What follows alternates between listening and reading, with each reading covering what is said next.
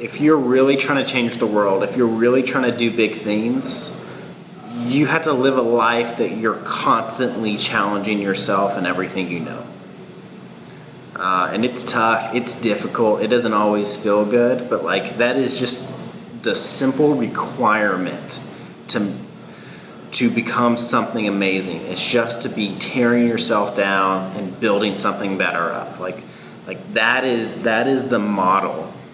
You know, all the times we'll have like a designer come apply for a job and their designs will be terrible. And, you know, I'll just say, hey, you know, has somebody told you these are good? Because if we're to run a survey of 100 people, which is a good test group, you know, we'll see that, you know, maybe only 60 or 70 will say it's good.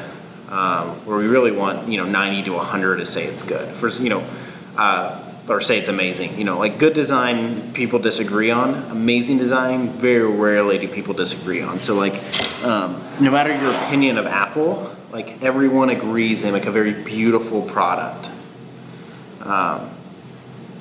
So I make this video to say, like, if you're really going to try to be somebody, if you're going to become somebody great, if you're going to build something amazing, like, get prepared for hell. Like, get prepared to constantly having to realize, oh, I'm not good at that. Oh, I need to improve at this. Oh, I didn't handle that right.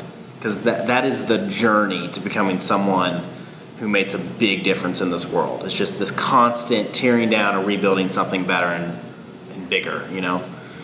Just a bigger self, you know? Like, that self-image is like you have to wake up and be like, oh, I'm not the best developer in the world. I gotta do X, Y, Z. I'm not the best. I gotta do X, Y, Z. You know, just this constant, oh, I'm not very smart. Okay, I need to start reading more.